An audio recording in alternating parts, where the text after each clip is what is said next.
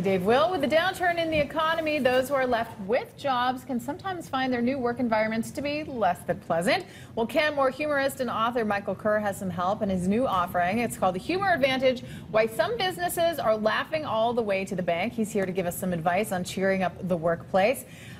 This is so interesting, I think, both as just for an employer and employees. What does adding humor to the sort of ingredients list in a workplace do? It does so much. I mean, it really is a humor advantage at an individual, team, company level. It helps build morale, it helps build relationships and trust in the workplace.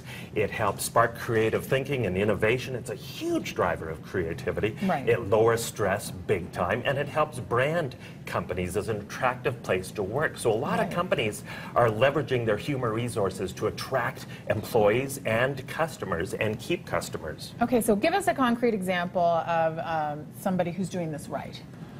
There's a lot. A classic example that I've researched is a call center company, Barrel Call Center. You know, call centers have a notoriously awful working environment, have a reputation for that. Yet Barrel has reduced their employee turnover rate to 13% from an industry norm of 100% by creating this fun, positive, family-focused culture that leverages their humor resources. So they have a VP there whose job title is the Queen of Fun and Laughter. They do all sorts of outrageous, yeah, wouldn't you want to work somewhere that has a Queen of Fun and Laughter? That job. And they do all sorts of outrageous traditions and rituals, which a lot of the companies I talk about in the book do to drive an inspiring culture.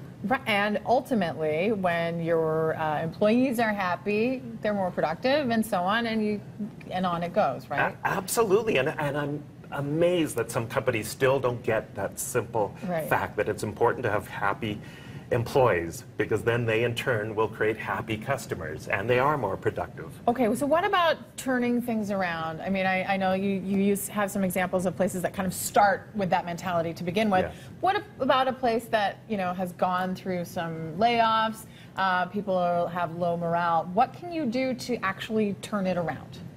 Well, I think you have to be intentional about it, and that's what good companies and good leaders do so successfully. They recognize that great cultures don't just happen by accident. You can't go down and buy your culture at Costco, right? So you have to build it day in and day out, and especially during challenging times like layoffs, and there's nothing more stressful than that.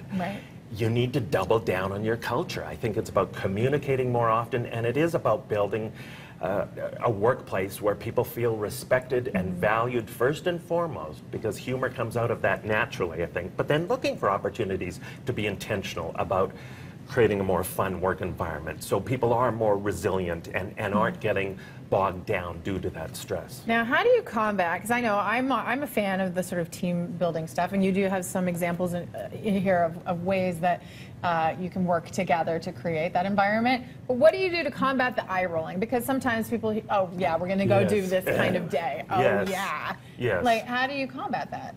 Well, I think it's key, and you're absolutely right. Team building activities should, in fact, in some cases, I think, generate eye rolling, because if that's all you're doing and you aren't doing the important work of building a respectful, trusting culture, then no amount of team building activities is going to help that. You know, I mean, I've seen companies where their solution to a low morale problem is to throw a barbecue, and then, you know, check it off on their list, like, okay, morale problem solved, right? And then it's back to the day-to-day, not very healthy culture. So it's about building a strong culture first and foremost, and then making sure those activities that you do really do generate positive spirit amongst everyone working together. And unfortunately, we don't really have time to get to it, but I do want to mention that you say that there is a real role, and I had marked it off, for the jester in a workplace, and we have sort of labeled Andrew Schultz as the jester, and I think it's sort of the tie that binds, the person who's just the funny person and makes everybody laugh.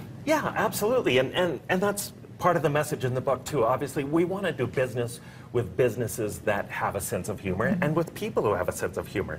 When you share your sense of humor, and we know from studies that people tend to trust those people more, we are more attracted to them, and we like them more. I mean, we want to work with people who have a healthy sense of humor. So one person can play a huge role. That office joker role is incredibly important in building a strong culture and living the history in a corporation too. That role is very important. This is an awesome resource, the Humour Advantage, available at Owl's Nest and on Michael's website, mikekerr.com. We'll put links on our website, breakfasttelevision.ca. Thank you so much for this.